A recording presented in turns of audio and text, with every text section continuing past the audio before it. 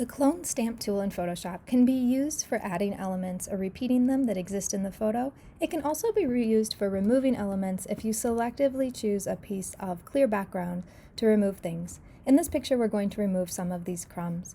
I'm on my clone stamp tool over here from the left-hand sidebar, and I'm going to change some of my settings to better fit the part of the image that I'm trying to get.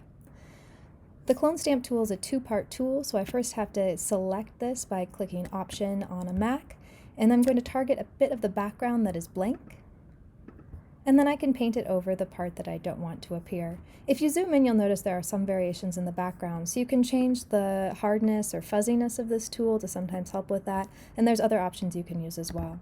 If you're targeting over a whole spot, you might need to retarget the tool several times so that you don't start painting the same thing you're trying to delete.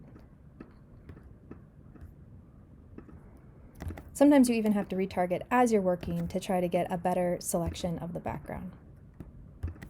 By continually retargeting, and painting in small splotches, we can eventually clean up these crumbs as if they didn't exist.